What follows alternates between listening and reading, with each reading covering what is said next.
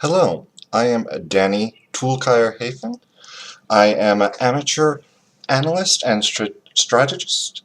I am watching the mid-season invitational without sound, and I am doing it live, as you can see down on my bottom screen, and I am attempting to look at the games as they progress and explain why and how teams are winning.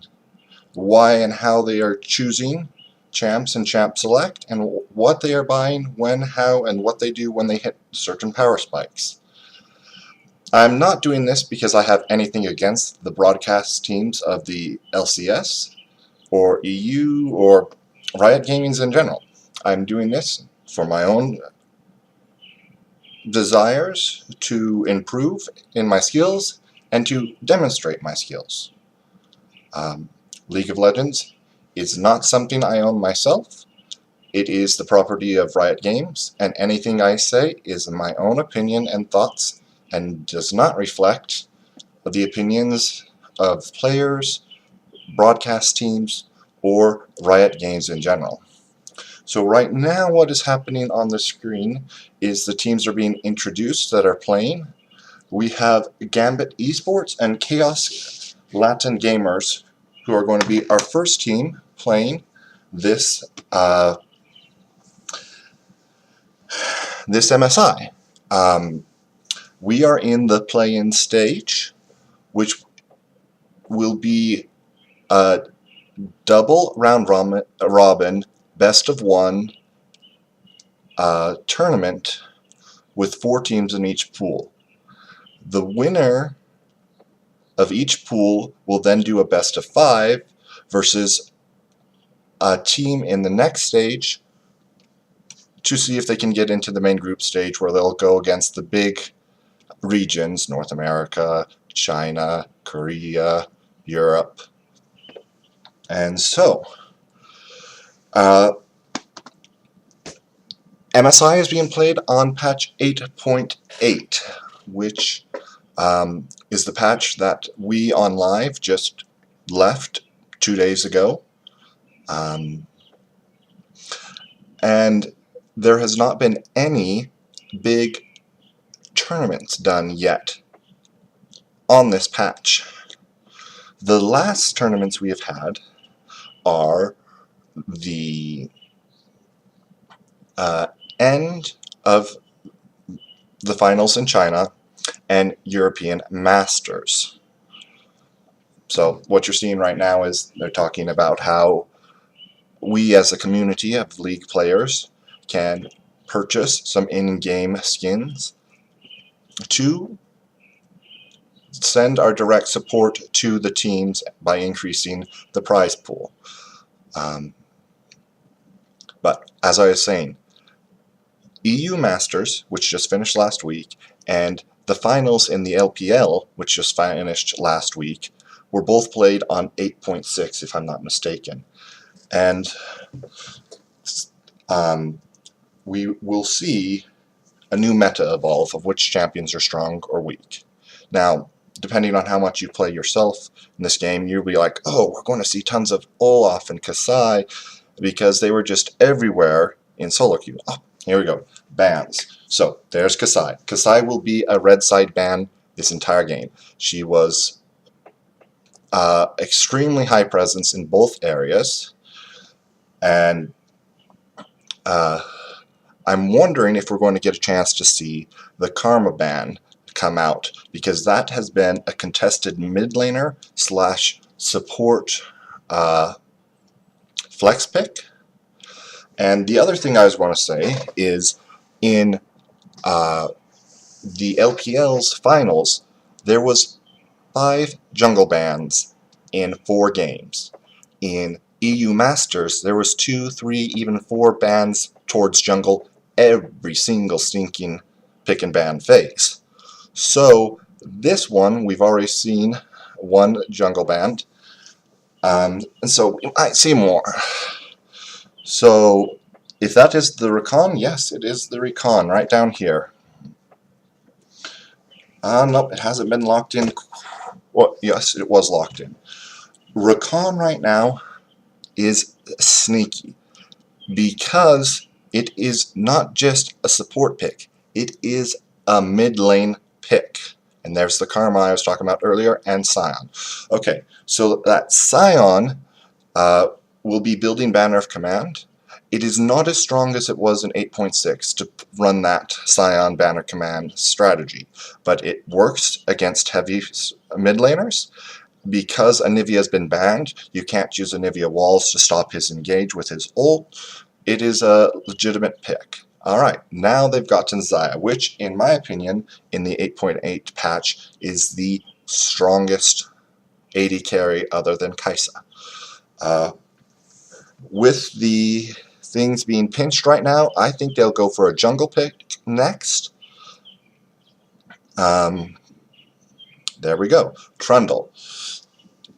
Might lock it in, might not. So now we get into the second pick and ban phase after Chaos Latin Gamers will pick their thing.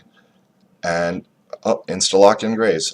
I'm a little slow right now. It's my first time doing this. So Graves was quite successful in the EU Masters up until the very last series played against Illuminar Gaming.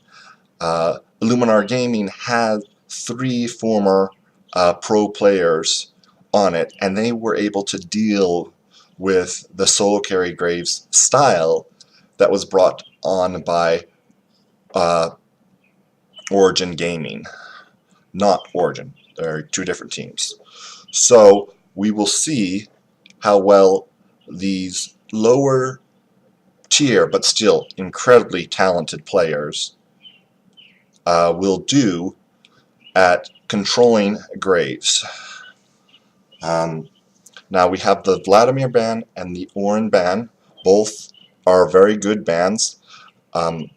Orin has a strong engage and reliable engage, and Vladimir is a good flex pick.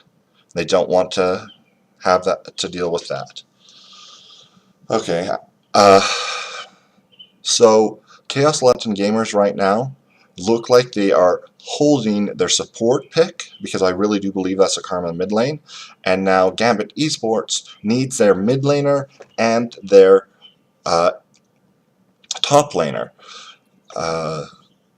Right now, strong mid lanes, there's Azir, though his wave clear was nerfed, there's Ryze, and Galio was not seen in the LPL finals, the last 4 games, at all, but he did have some presence in the EU Masters.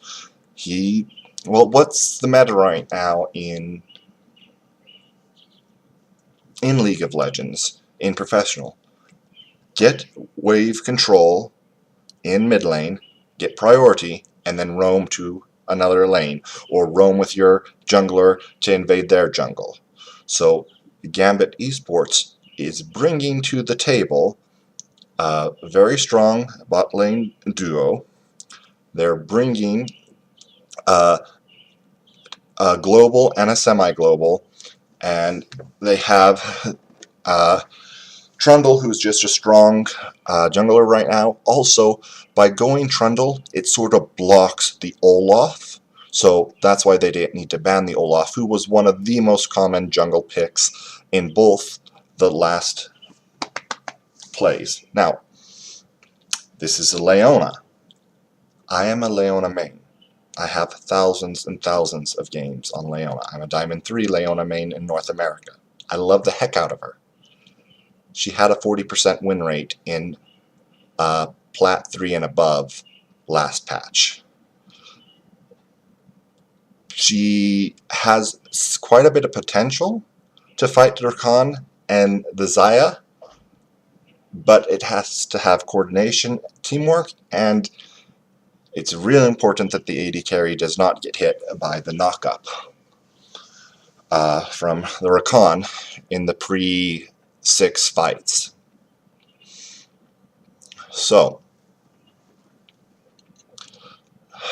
we can't see the picks anymore, but the Karma strong wave push, strong team fight, decent jungle synergy for making a gank happen in mid lane, but they're going against a Galio, so that will be harder to make work out, especially since Graves does not bring card CC himself either, just another slow. So, are we going to see them stacking? Nope, it looks like they are spreading out in their line of scrimmage, which is the smartest thing to do. These are best of ones. Best of ones. You get 6 games. If you lose 2 games, you're not taking first in the group. It's almost impossible. So they want to play it safe. They want to demonstrate their skills are superior and not do anything stupid. So a lot of people might know Diamond Prox and Kira and PvP Stay Host from Gambit Gamings. They are all names that have been seen in the past international events, and Diamond Prox did have a short time in either North America or EU, I can't remember which. Now, Chaos Latin Gamers, I am not as familiar with any of these players on their team, but I trust that they will be skilled in their abilities. So we have a red buff start for the Graves, which will allow him to get to bot lane and make that fight happen earlier, and they invade by the Trundle and the Rakan. Trundle has always been pretty good at starting wherever he wants without a leash, and so our Rakan and Xayah are going to go into bush-controlled lane by Leona. Oh, this cheese. And right there is the strength of 1v1 cheese. It did take 3 summoners, but they got the first blood, and Graves knows his blues is taken away, and so that is why he's coming over here. What would Jin need to do at this point? Well, you see he's bought down here 4 potions, and he started with boots because he wanted to be able to sidestep that knock-up from Rakan anyways. So it is now recovery mode. When when any lane gets behind a Rakan Xayah, they just punish really hard, and because Leona does not bring any sustain to her AD carry except her Relic Shield procs, it will be difficult for them down there. Let's see. I'm going to talk about keystones real fast and sort of ignore somewhat what's going on the map. We have Kleptomancy on Gangplank, which is used for getting as much gold as possible and is quite decent versus Scion.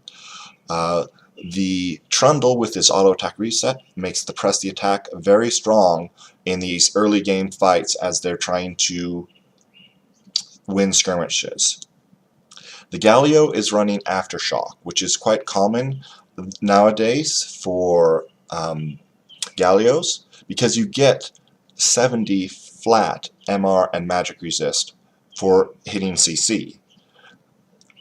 So you build full AP, but because you get the flat 70 and a lot of his AP items have health, he still is very tanky, especially with his percent damage resistance. Now, Galio, Kira went a little too aggressive here, but it looks like with the lack of mana, they're not going to get the kill. I'm not trying to be a play-by-play shoutcaster. I'm trying to explain what teams should be doing, but bad habit, I guess I'm wanting to play-by-play to an extent. We see that Jin and Leona are actually higher level than the Rakan and Xayah, and Jin just went and finished his swiftness boots. He is all inning on making sure he is never able to be knocked up by the Rakan unless Rakan commits the flash. Going back to the keystones. Xayah, Fleet Footwork, very common, and Guardian is always what you should go on Rakan if you're going against a melee support like a Leona. Then on Chaos Latin Gaming, we have Nate with his comment, which just is try to get lane priority and some decent poke, but he's not going to get rid of a Gangplank without some jungle help, which isn't happening because everybody's jungle priority has been put towards bot lane after that level 1 cheese. Well, here we go. It will probably work, or at least get a flash, because he does not yet have his level 6. Karma, Ari, that's what he should be running. Jin, Fleet Footwork, even more move speed, yes. And then Aftershock for Leona. These are all proper runes. Okay. There we go. That is why Rakan is so annoying. Even if you lock him up, dash to the champ, dash, dash, dash. It is so hard to get kills, especially if they're running the correct runes. If they are running Unflinching in their Resolve tree, you use a summoner spell and you get tenacity. And Leona doesn't have knockups. She has a snare and stuns. So tenacity is fully effective against those. And so let us continue analyzing what we see. We have 2 people on each team with minion dematerializers. So both teams have looked for the lane priority that those give, plus fearing the Banner of Command rush. Now, I don't see anybody rushing a Banner of Command right now.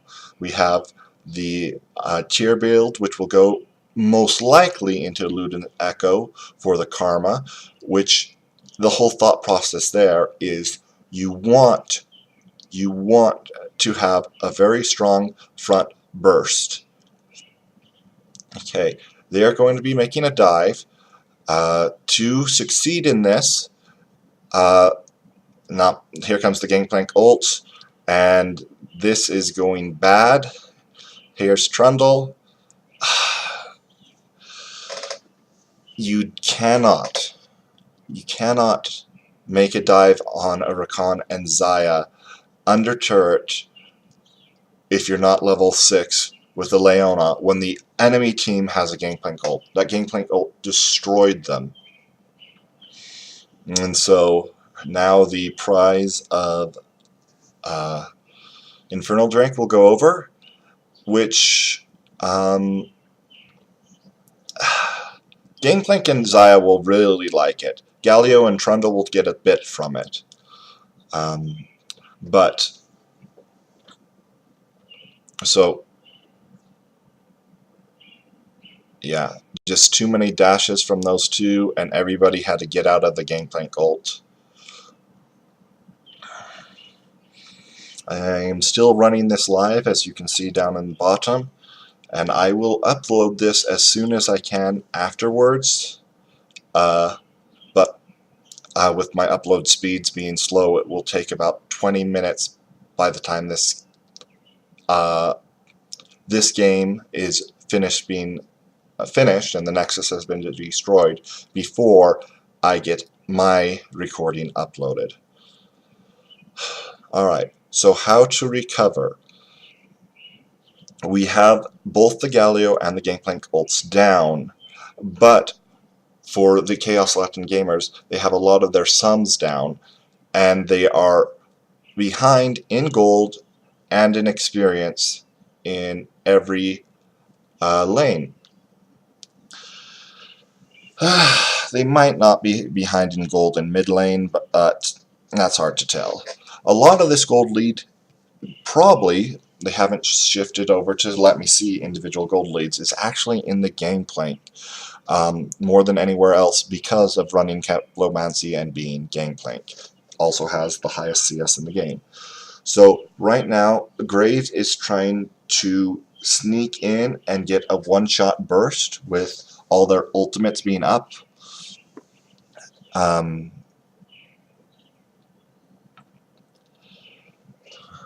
But with the Rakan still having flash, I do not think this will work.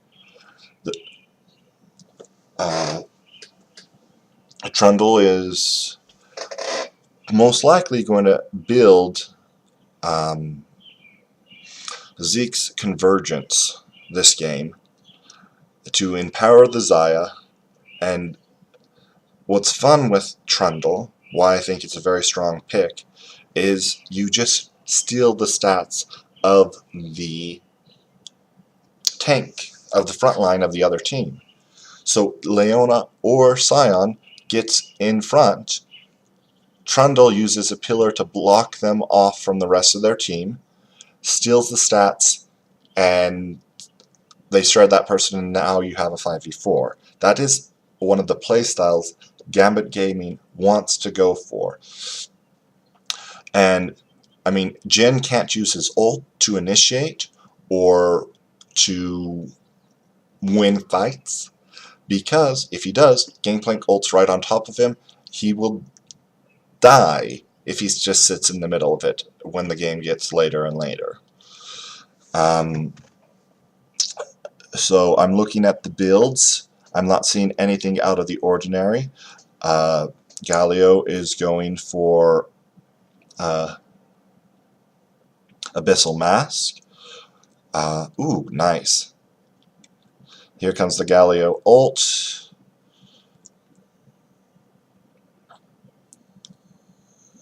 Okay. Now see, this is play-by-play.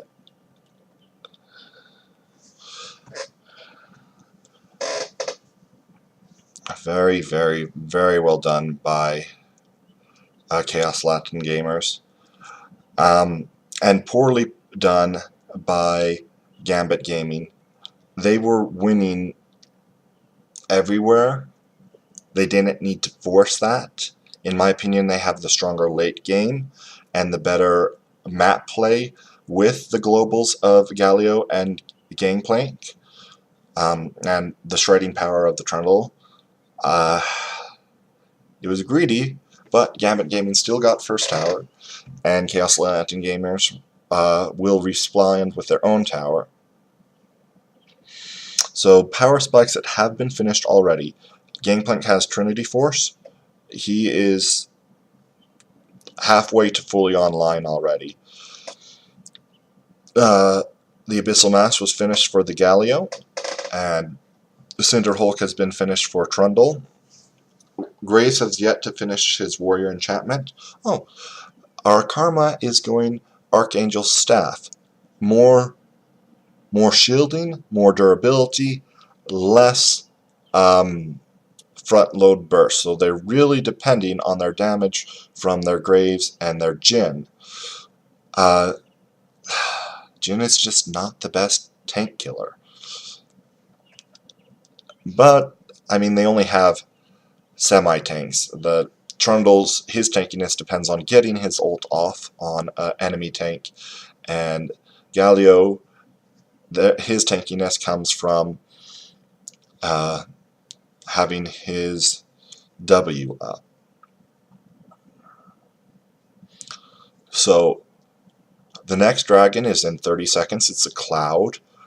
There will be some priority on that, but there's also the Rift Herald. Rift Herald on the live patch is super strong. Go for it. Get it. It destroys. Right now in the 8.8, which these people are playing in, it is not as good, but still something worth getting. Now, the global of Gangplank is up, plus their 2 TPs, where the 2 TPs of Chaos Latin Gamer are both down. So, Gambit Gaming could get objectives. They have vision control, But Chaos Latin Gamers is trying so hard to not do objective game. They are looking for a pick, plain and simple. And so just got to navigate the few dark places, which they did successfully there, without getting caught. All right.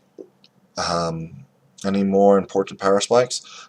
Gangplank is building Steric's Gauge, which empowers his Sheen proc and gives him the shield. I like that build. Okay. Trundle, yep, he's going to be okay. Trundle used his ult to steal the stats from the Scion, so Scion started doing almost no damage, gets a bunch of health back, and then he smites the dragon for health back. Very, very well played by Diamond Prox there to get out of it. He did have 3 wards when he originally went down towards that dragon, but he didn't have any help because his bot lane was stuck in dancing around mid lane between wolves and raptors for 40 seconds there because Chaos Latin Gamers was looking so hard for a pick. So here's what I hope to see. I hope to see a banner of command be built by someone on Gambit Gaming eventually, because the 2 people with teleport, Karma and Scion, do not kill it quickly at all. Where if Graves or Jin leave to go kill the bannered minion, well, half the damage of the team is gone, and they cannot get into the fight because they don't have a global. So I hope that gets built, but I'm not seeing it yet. The Aegis of the Legion on the Trundle is almost assuredly a Zeke's Convergence, like I was speaking about earlier.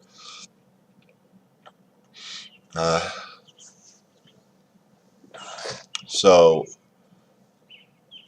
Leona does have ult and flash. They could start a fight here.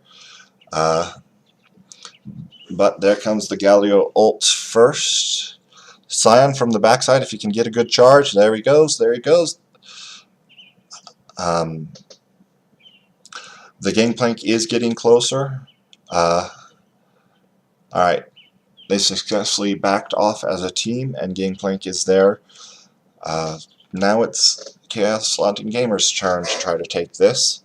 With the plants there for the Graves, I think they'll be okay. Rakan's ult is down, which is their really only strong engage, unless Galio uses Flash Taunt, and he didn't. Leona's a little weak right now. I feel you, Slow. I feel you. It's not fun to have that happen. And so, Gambit Gaming has the gold lead, they have the tower lead, they have the experience lead, except for Jin versus Xayah. So, yeah, they're looking like they're in a pretty good situation.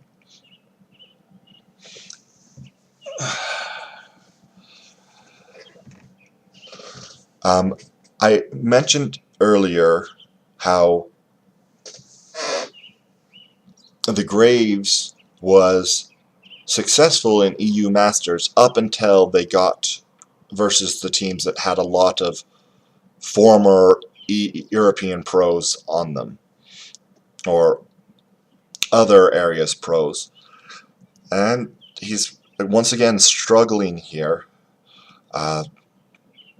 In part, this all might be just in the heads of Chaos Latin Gamers from that level 1 cheese performed by Diamond Prox and Edward. It was beautifully played, but the thing is, the teams are going to play three games today. And so they're only going to get about an hour break after this game to fix their mindset. Or, well, one of them will get an hour break. The other will have to go straight into another game. And so hopefully people can react. Coaches are watching this and seeing what is being done. And I suspect heavy priority on champions with globals or semi-globals this play-in stage. Maybe not all of MSI, but the play-ins, yes.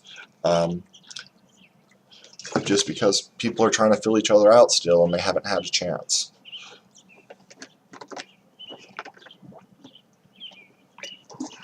And if you want to be safe in best of ones, globals help that happen more easily than anything else.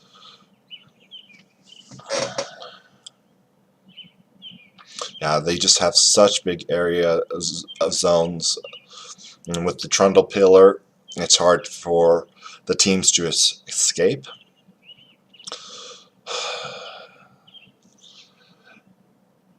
So they had last pick, Chaos Latin Gamers. What could have they gone other than a Leona? Leona showed promise as a counter to the Xayah Rakan lane in the LCK. It was shown, it was done, it was effective here and there. So I can understand why Chaos Latin Gamers have practiced it and try to pull it off here. But they're just being caught out, or caught out maybe isn't the best word. They're being outplayed and outdrafted. I love how every pick in Gambit Gaming had purpose and brought something to the table. Gameplay, strong late game scaling, global ultimate. Trundle, blocks strong jungle picks like Olaf, and shreds enemy tanks. Galio, safe, useful for fixing errors on your team with the ult, and once again a global. The Rakan, as the first pick, got into their head. There was so much Rakan mid lane of late in the solo queue stages all across the world. So that gave them strength there just by the flexibility of Rakan. So I'm going to go look at the items again. We have the Starix gauge finished for gameplay, and he is now building the Essence Reaver. So he's going for the full 40% cooldown reduction, 100% crit Gangplank, it looks like. To get 100% crit, the build most people go with is 2 Infinity Edges, Essence Reaver, and a Phantom Dancer with their Starix Gauge and Trinity Force. That's still quite a ways off. Trundle got the Ziggs Convergence and is going another Aegis item. He might be going that Locket next. So Locket, if he goes Locket, I'll be sad. He really should go Banner. Locket is not that strong right now because they decreased the base shield size. They decreased the shield size being increased by your max health, and they decreased a lot of things on it. So yeah.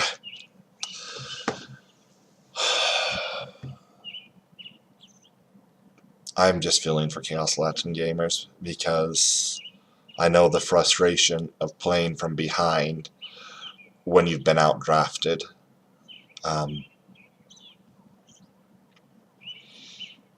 I mean, their karma was smart. Their karma was right. Their Scion was decent.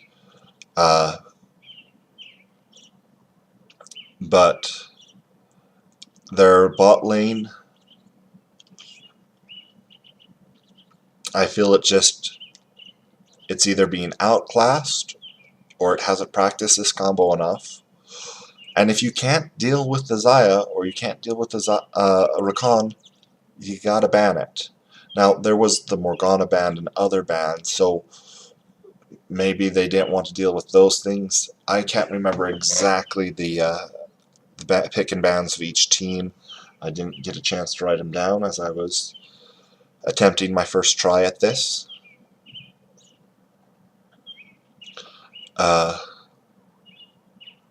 But I do suspect we will see more and more bans on the Galio. Even though he doesn't look like he is doing that much by his scoreline, it just stops Chaos Lantern gamers from being able to make the plays they want to where they need to. So, back to the items. Scion. He's completed boots and one item. That's it. Where that Gangplank, 3 completed items, all expensive items and boots. So PvP Stayhouse is really putting on his carry shoes right now. Even though he has the lowest kill participation on his team, he's a ticking time bomb that Chaos Lantern gamers know they cannot deal with. So yes, Trundle is going... Trundle is going Locket, not Banner. Understandable with the front end burst from Graves and Karma why you might want to go that first, but yeah.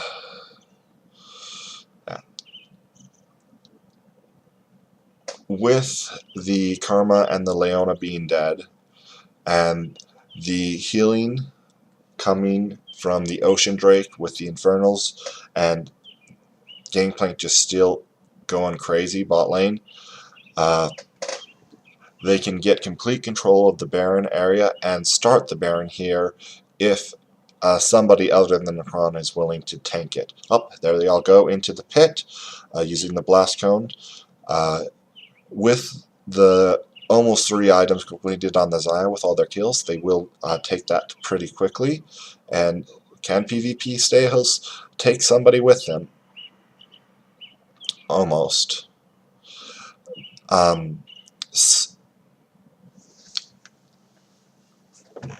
So something that people forget about Starrick's Gauge is it also gives you tenacity when the shield is activated because you've taken so much damage. So with Gangplank's natural love of oranges, in addition to the Starrick's Gauge, it makes your life very frustrating to lock him down and kill him, and that's why he was almost able to take one with him in a 1v3.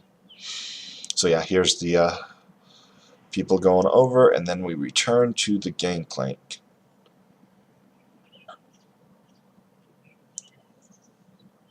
Galio threatening with his TP. Gets here and he's like, oh, bye.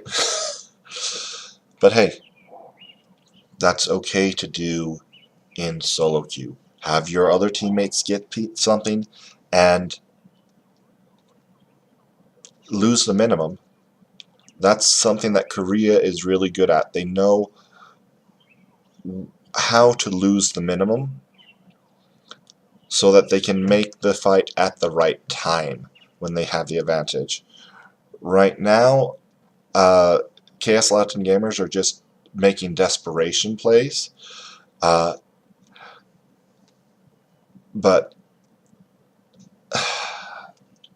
if you're going to make that desperation play there,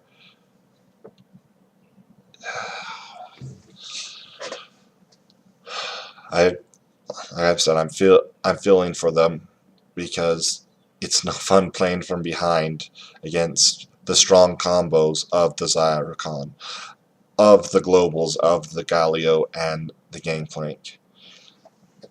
So, Redemption was used there preemptively, knowing where Rakan would end up at the end of it, so he could be in his heal. Galio was able to wombo combo with that, and this game is done and over. Alright, so our next game, I do not think we will see a Graves jungle. I don't think so at all. I think we will see more priority on either banning Xayah or making sure Xayah is not with Rakan. And I am going to try to get this updated. Thank you for watching.